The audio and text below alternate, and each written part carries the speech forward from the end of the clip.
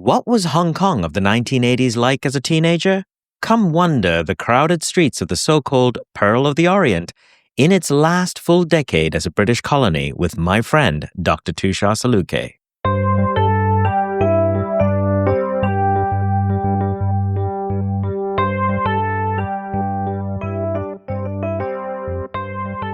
Hello, welcome to Tales Under the Cat Tree. I'm your host, Dupes. Each week, I pair a compelling piece of fiction or autobiography with bigger topics.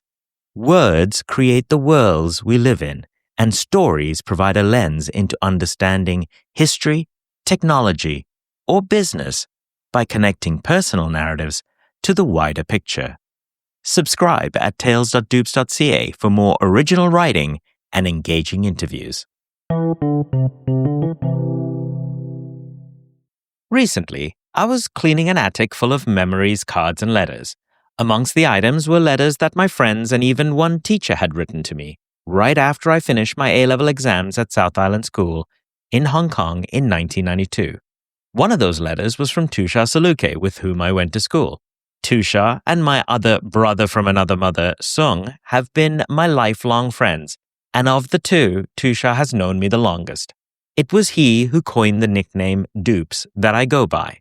Since I was visiting London, England, where Tushar lives, I thought it would be good to have a conversation about the 1980s Hong Kong that we witnessed growing up there. If there was ever a golden era for Hong Kong, I am sure it would have been the 1980s. Wealth and affluence abounded. The economy was growing, boasting one of the busiest airports in the world and serving as a center of global trade. This was pre-handover Hong Kong, a bustling, vibrant mix of the West and the East. What follows is my conversation with Dr. Tushar Salukhe about growing up in Hong Kong, succeeded by an essay that I wrote right after our 25th high school anniversary in Hong Kong in 2017. In my show notes, I've included some old photos. Come and wander the crowded streets of one of the most amazing cities at the height of its power and glory in the 1980s through the eyes of two teenagers. I'm Tushar. I lived in Hong Kong, and that's where I met you, Dupes. And we went to school together between, I think it was 1986, 85, 86? 85. 85 and 92. I think we've known each other for close to 40 odd years. We're sitting in a pub in Ealing, a borough of London, having a pint of Guinness as we chat about our lives in Hong Kong so many years ago, when Hong Kong was part of the British Empire, one of the last colonies. We and our parents were living in Hong Kong, and of course, it was an expatriate life. It was definitely an expatriate life. But so you moved to Hong Kong when? I moved to Hong Kong in 1978, and we'd literally come off the boat because my father was a marine engineer. And we lived on a bulk carrier and sailed around the world for 3 years. So your first few years of your life were actually growing up on a boat? Yeah, I got my sea legs before I got my land legs. And I used to walk on land with a wide gait, and people used to laugh at me. And I moved to Hong Kong in 1983, end of 1982, beginning of 1983. Yeah. That's from Papua New Guinea. Yes. So this conversation is about Hong Kong, the Hong Kong of the 1980s that we grew up in. The greatest place to be. Why was it the greatest place to be, Tushar, for you? I think it was an exposure to so many cultures with the advantage of being in a proud British colony with an Asian twist. If I like to meet a Chinese twist, huge Indian expat community, and just many people from many parts of the world. At that time, there weren't many Gen Xers who had that exposure. And I think we were very, very lucky. I personally got a lot out of being in Hong Kong at that time. And I was very lucky to be surrounded by the people that I was surrounded with. But, I don't think my experience there is reflected in everyone's experience there. And I was blessed to be surrounded by inspirational teachers, wonderful friends, really, really wonderful friends. The economy was fantastic. Opportunities were everywhere. It was the time of Reagan and Thatcher. People were making a lot of money. People were affluent. That helps. Not everyone was in that position around the world. And we led a very privileged life at that time. And I make no bones about the fact that we benefited from it. Oh, 100%. The infrastructure there, the reclaimed land that happened Exactly. during that time. I mean, the harbor just got shorter and shorter. There's the Star Ferry ride, which is a good 15 minutes at that time. It's now almost 5 minutes. Yes. You can basically hop over. Yeah, exactly. One long leap from Hong Kong Island to Kowloon now. But the charm is still there, I was back in May, and the feeling in the city is still positive. The energy is still there. When I went from Hong Kong to London in 1992, I came for university the same time you left. London, the metropolis here, felt like a desert compared to the density and the vibrancy of Hong Kong at the time. But it's still there. The energy is still there. The politics have changed. The attitude of the people have changed a little bit. So let's go back to Hong Kong. Describe, because the listeners aren't going to know that most people did not grow up in Hong Kong in 1980s. Hong Kong in 1980s was the stuff of films that you would see on James Bond or some other different types of TV. More British people would, of course, know Hong Kong. But what was Hong Kong like?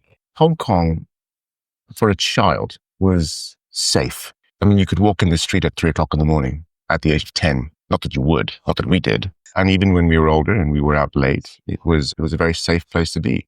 Things worked. The buses ran on time. There were no blackouts. I just don't know. I was a kid then, and I just felt that it was the happiest place to be. I had no comparisons. When I came to the UK, Hong Kong was just Hong Kong Phooey, the cartoon, Bruce Lee, and Chinese food. That was the impression. So we lived on the island, on Hong Kong Island. Yeah. And Hong Kong was separated into a bunch of different areas, but specifically there was Hong Kong Island. Then you had the peninsula, which was Kowloon. And there was a dividing line between Kowloon and the New Territories. The New Territories were on a 99-year lease from China. Correct. That would have expired, in 1997. There was also outlying islands. There was Lantau, Chung Chau, Peng Chau, and a big bunch of others. Yeah. A very nice archipelago. On the island itself, you lived on where? We lived on the north side of the island.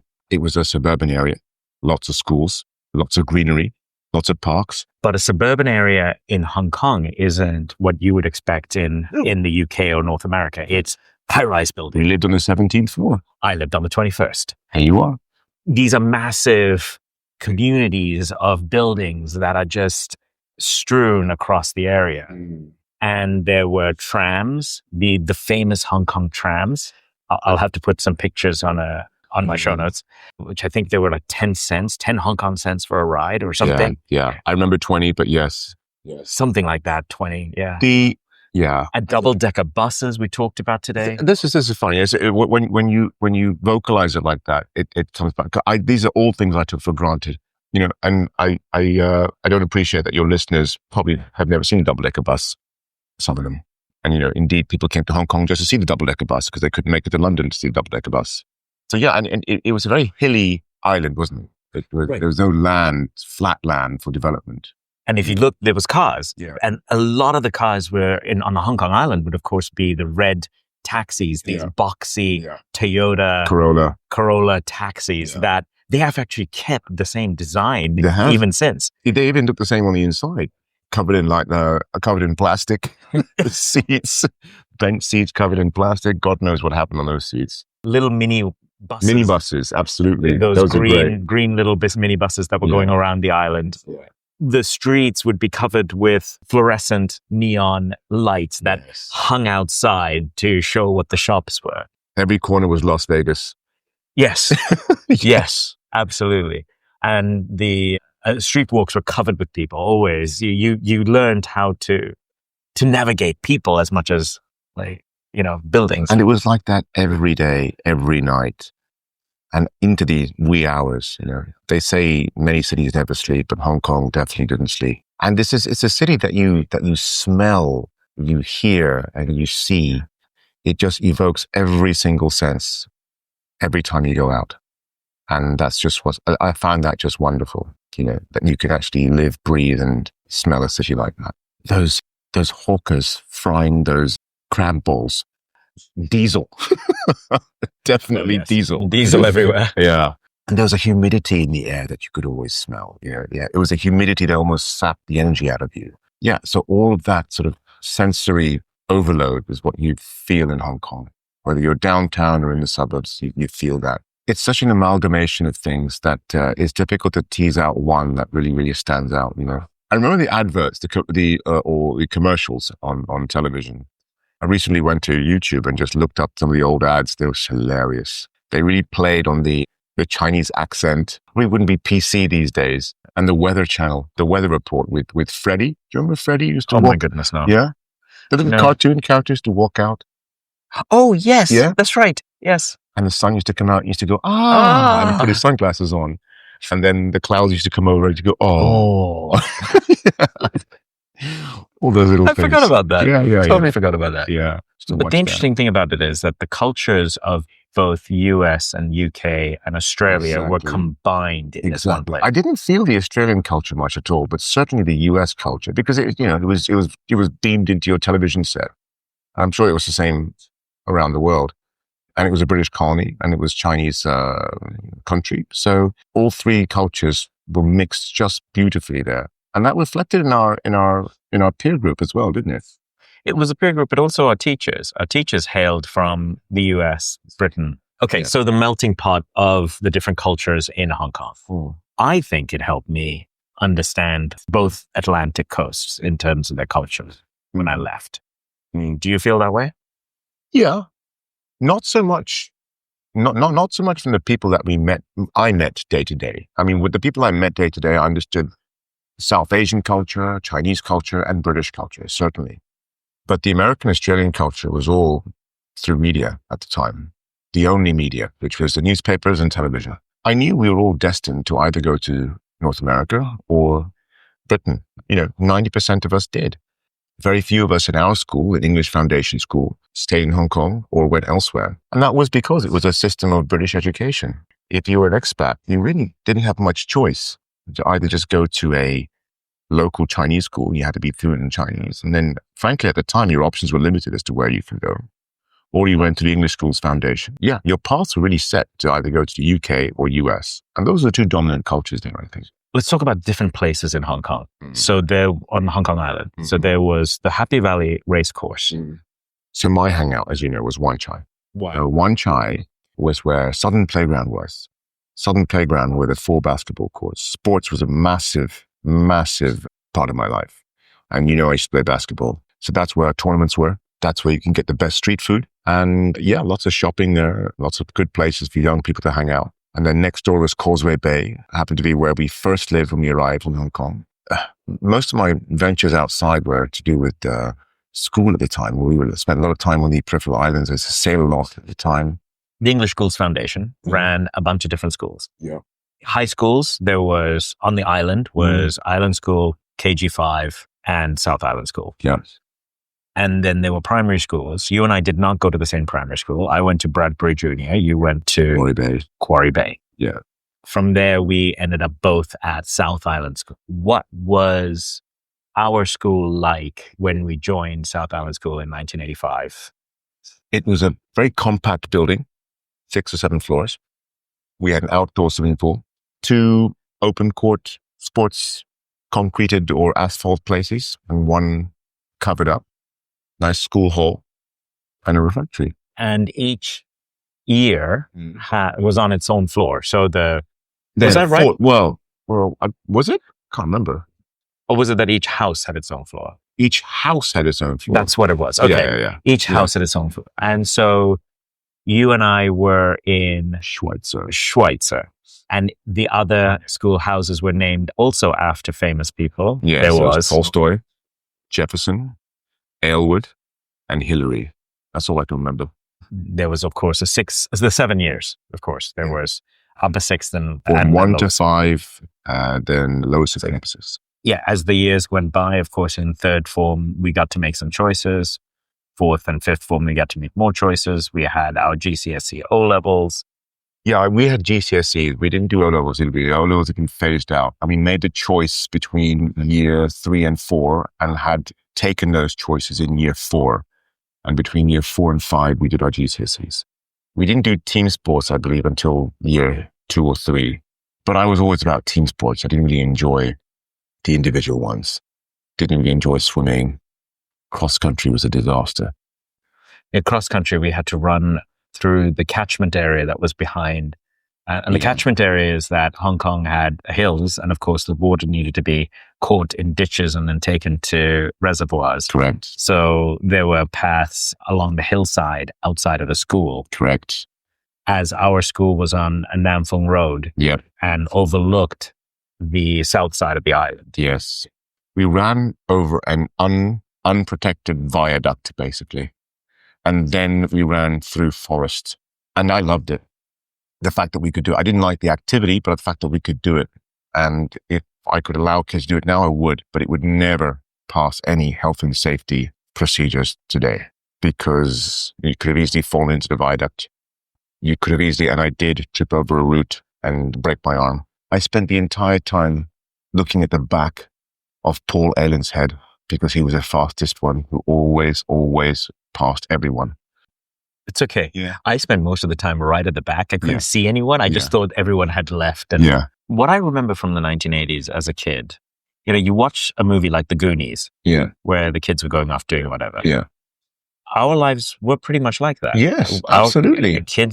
As kids, we went wherever. I went to Mongkok looking for D&D books. Yeah. In fact, we knew to the islands by ourselves when we were 10, 11, 12.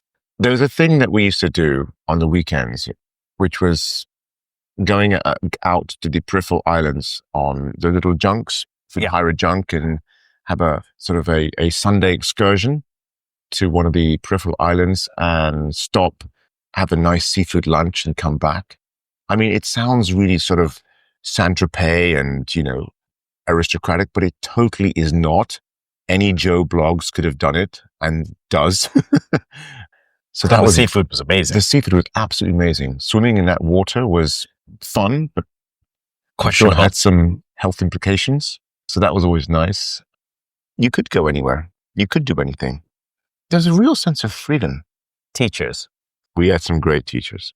Who inspired you the most? It's interesting because I have thought about that a lot over the years. I spent a lot of time learning German from Mr. Taylor. And I think in the end, I know that my German degree was pretty much influenced by him. But I think the biggest influence that it had on me was probably Jill Rutherford. Really? Yeah, I think so. Yeah. Oh, and Mrs. Moffat. Mrs. Moffat for English, because I did a lot of writing and a lot of literature and a lot of short stories. Yeah. And I think that she definitely took a shine to that and let me do whatever I wanted, which was really good. Yeah. The thing I liked about my teachers was that they did not tell me no. Apart from one, who was wrong. But, I probably didn't come across as the most focused kid academically. I was ambitious. I think sometimes my performance, certainly in the early years, didn't match that ambition. But no one stopped me and no one said a negative word. And the environment was always positive. And as you got older and the subjects became more focused, your relationship with individual teachers also flourished. And again, this is one of the other blessings about being at the right place, the right time, serendipity. We had some good teachers at the right school. What I remember from our high school was that our teachers definitely challenged us. And they didn't take any, I couldn't get BS past them.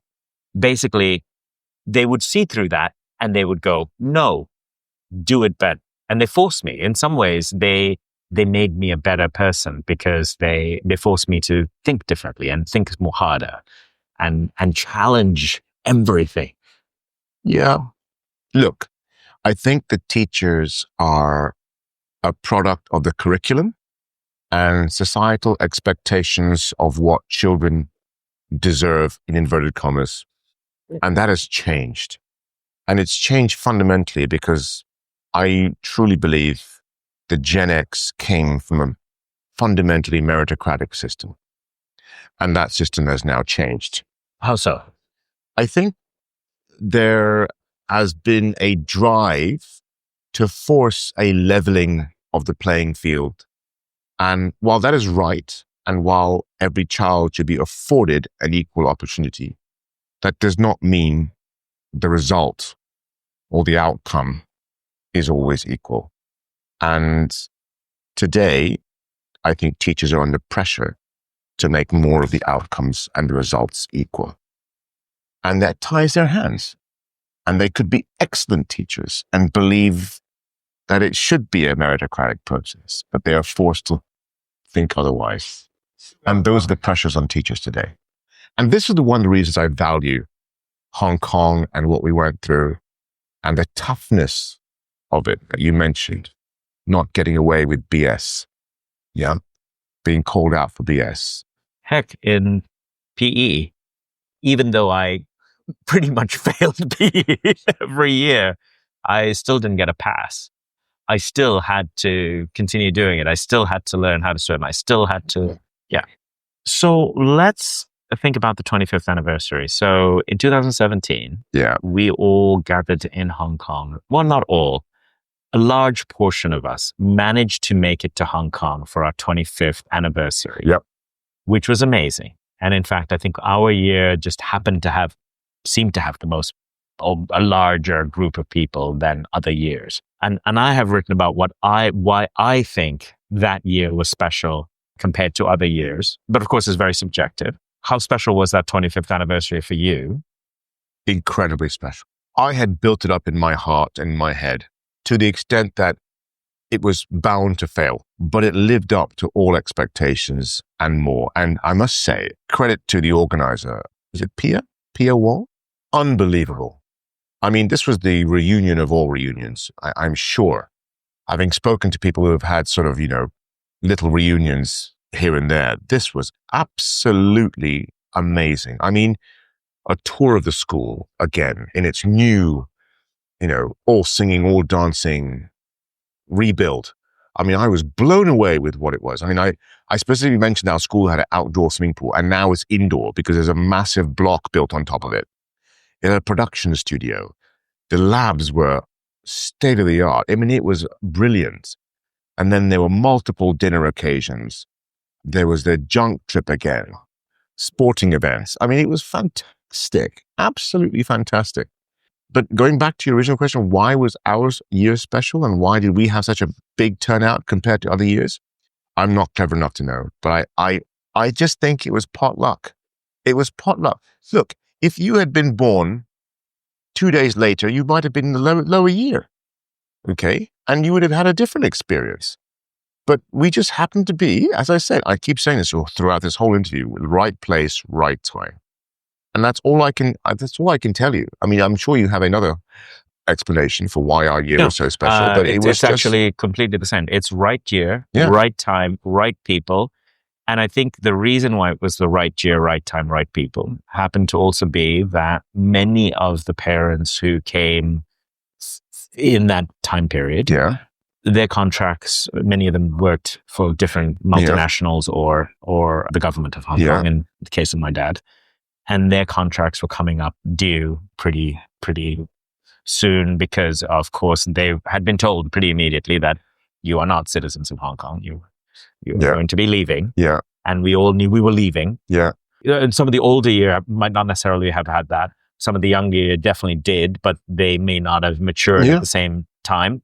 And it was also in that time period where things also happened. Tiananmen Square happened. Lots of other things happened. It was just lucky. I think it was pure and utter simple luck. And we had we all knew we were leaving. Yes. And that explains the difference between our years and the others with luck. But I just want to pick you up on that. We all knew we were leaving. And there was that transience of our existence there, sort of engenders a specific attitude in that Gen X as expats in Hong Kong at that time. And I certainly felt that difference when I came to the UK. And we didn't have any rights. Not right of abode, not right to funds, resources. So nothing was for free. There was no free meal. There was no free ticket. There was no free pass. And that's life. And that's the greatest lesson that I learned from Hong Kong, I think. I think you and I are going to disagree on that as the greatest lesson, but we know that. Yeah. Let's go back to the end of our school year. The last bit, the last 6 months of our 1992 existence. Yeah. Did you know that you weren't going to come back to Hong Kong as a resident at that point in time? I knew my future was elsewhere. I didn't know where it was because, at that time, all of us had a lot of options open, as many people do at that time. We had various offers to go various places. So if you talk about the last 6 months, the months 1 to 3 of those last 6 months were filled with worry, anticipation of what was to come in terms of the exams, that stress, the thought of leaving my friends for a long time hadn't even sunk in yet, although I knew it was coming. After the exams were over, sort of months 4 and 5 was just joy and having a good time and squeezing every last moment of time with friends. And then the last month was difficult. Leaving after 13 years, leaving my friends, was more painful than leaving my family because I knew I was going to see them time and time again. I had no idea when I was going to see you or Sung or anyone because we were all scattered. It was not like we're going to be, an hour away. We were literally in all corners of the globe doing all different things. So yeah, that was difficult. That was really difficult that last month. And, I get a lump in my throat even thinking about it now because that visceral sadness comes back. And then there was the joy or for most of knowing for sure where you're going to go. The results come out and then your future is sort of set, so to speak. You know what's happening. That's exciting. That was really exciting. And yeah, and it was a big move for my family because it wasn't just me who was leaving. My whole family left. We moved out of Hong Kong to Dubai.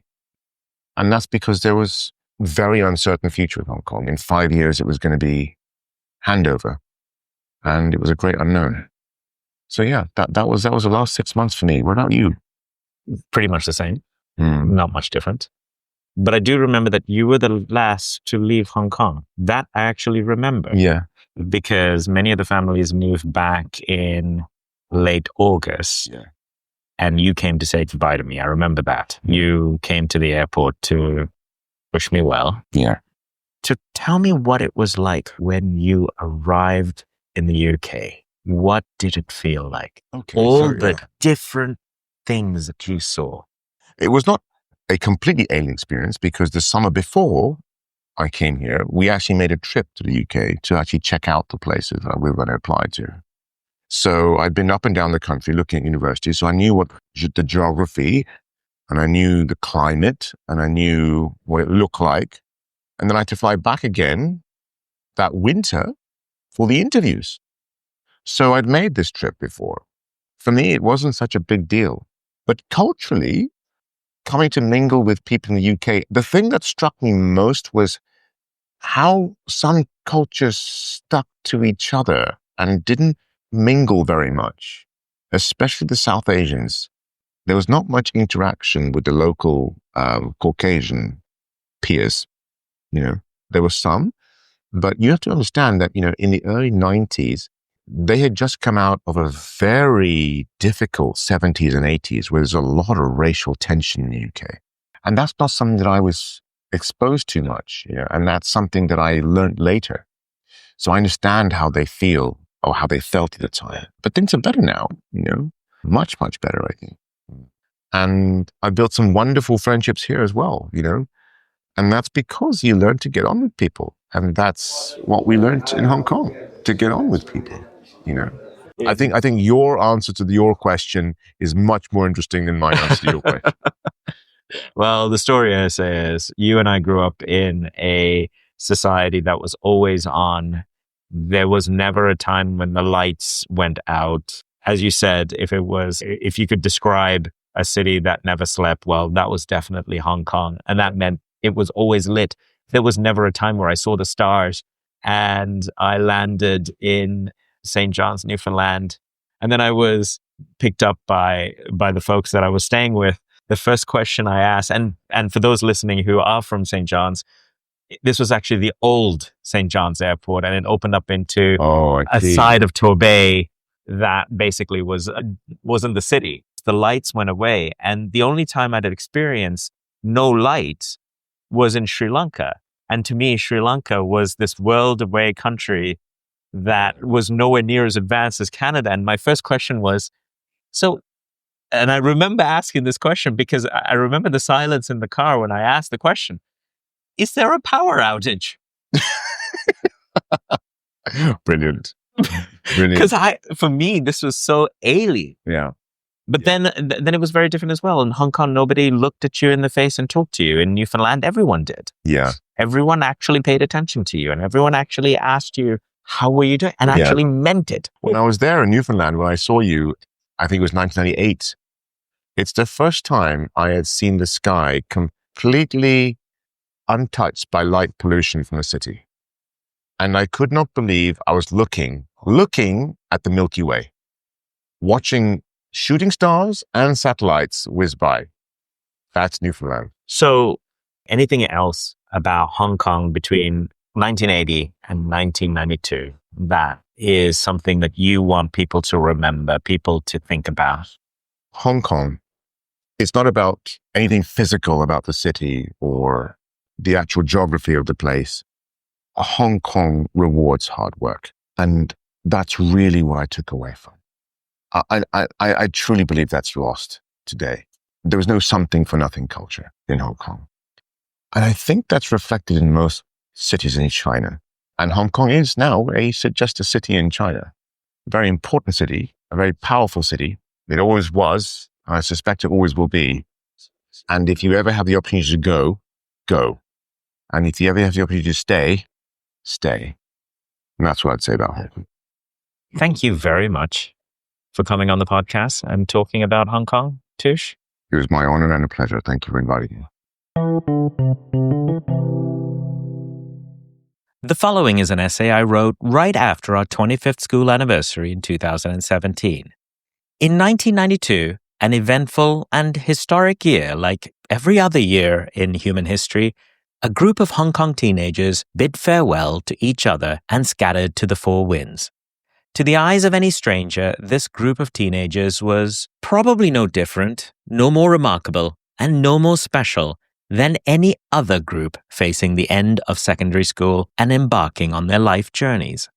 Placing myself in this context, I was neither the most popular kid, nor the coolest, nor the brightest, nor the most creative. I was not the most rebellious, the most well-loved, the most athletic, or the most extroverted. I was not captain of the basketball team, nor of the debating team, nor the chess team. On occasion, I tilted at curtains with a ruler like Don Quixote, badly lip-synced to Michael Jackson, and displayed all the fashion sense my mum could muster on any given day. In this seemingly average existence, you might think my high school experiences were not something to look back upon fondly, and yet I do. Perhaps, as I discovered during this reunion, so do a lot of other people. My high school was South Island School.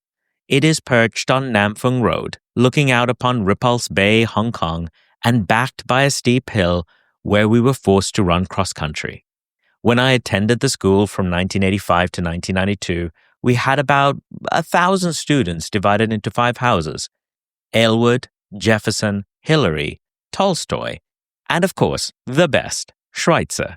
Most of us had parents working for the Hong Kong government or large multinational or private companies, hailing from dozens of countries and cultures, including Hong Kong itself. In 2017, our school celebrated 40 years, and many of us celebrated 25 years since we last set foot in that school and perhaps even Hong Kong. After moving to North America, I discovered that most people recall their high school experiences with dread. Considering how Buffy the Vampire Slayer is largely a satire of the horrors of high school, this was a reaction I neither understood nor shared. That's not to say my school was perfect or that we treated each other with absolute respect or that we didn't have flawed and very human teachers. We were, after all, a bunch of hormonal teenagers. We tormented each other, and I dare say some were bullied over the years. There are many things each of us would like to take back, change, or shake our heads at and put down to, well, we were stupid teenagers. On that count, let's hope we've all done better since and continue to improve into the future. However, in Hong Kong at that time, we were able to experience something unique. Imagine a moment when an Asian tiger was truly at the top of its game. Growth and expansion in Hong Kong was unparalleled. Meanwhile, 1997 and the handover of Hong Kong from the UK to China loomed in everyone's minds, certainly our parents. At that time, it was a large unknown, and we, as children, had no say in its outcome. All we knew was that many of us would not be able to return to the home we were growing up in, and in most cases, neither would our parents. We were also all third culture kids. In all honesty, South Island School is responsible for much of what happened in my life. Had Neil Wally and Nick DeGraff never introduced me to Dungeons & Dragons, much to my mother's horror, I might never have worked at BioWare. Had Mrs. Moffat never agreed to let a bunch of us create the Dragon newspaper, I might never have ended up at The Muse and found another group of friends who changed my life. And heck, if Tushar hadn't dubbed me a Doopsie Doodles dumpling in Form 2 due to my continuing battle with clumsiness while having chubby cheeks, you wouldn't be reading this on dupes.ca. But what truly changed my life were the people and personalities I spent 7 years with. 10 plus hours a day in class, and likely many more hours on conference calls in the evening. It was the shared experience of trying to beat A-levels and GCSEs together, competing and learning, loving and fighting with each other. This week, it all came flooding back. Here we were, so many of us, from all around the world, back together, walking around the school, socializing, and learning about our last 25 years. And that's just it. It didn't feel like 25 years. Yes, we'd all aged. Yes, many of us were now parents. Yes, some of us could no longer run the cross-country course, even if forced at gunpoint.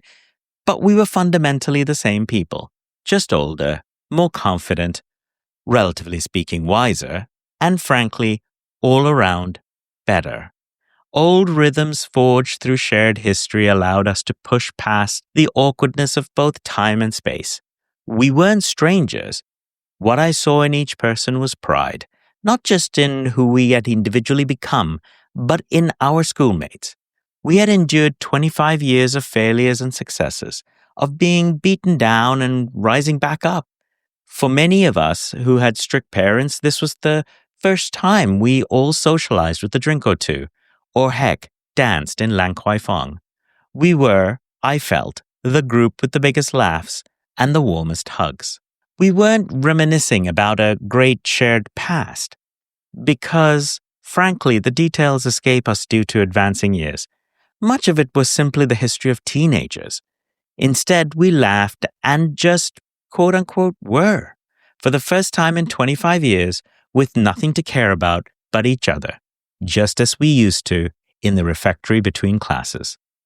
We missed so many people. Reunions halfway around the world suck, because life and circumstances mean not everyone could make it. Sadly, at least 3 people were taken from us far too soon. Geethi Virakun, Simone Painter, and Maria Thompson. The longevity of our collective memory stands in inverse proportion to the shortness of their lives.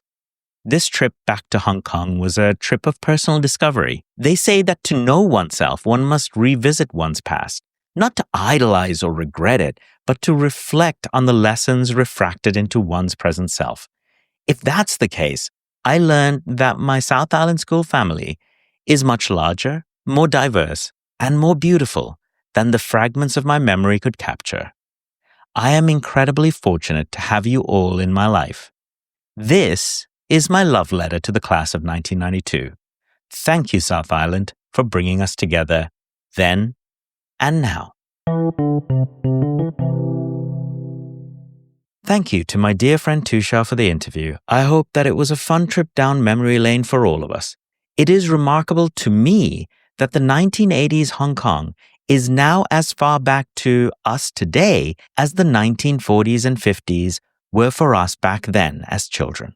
As Tushar said, we were very fortunate that we happened to be at the right time, in the right place, with the right people. Thank you for listening to another episode of Tales Under the Cat Tree. If you want more original stories and interviews, check out the archives wherever you listen to this podcast. We've covered topics and stories about immigration, artificial intelligence, Stalinist Russia, and otherization, to name but a few. If you have fiction writing you want to feature, or have an interesting story to tell, or know someone who does, please do get in touch with me. This podcast will always be free. Support our work by subscribing and sharing with those who might care. You can reach me through email, contact@dups.ca, bluesky@dups.ca, or on my Substack at tales.dupes.ca. The intro music is composed by me. Give your pet a cuddle and your loved ones a hug till we meet again for some tales under the cat tree. Okay. I'm cutting this part out for sure. Yes, I think you will be editing this one out.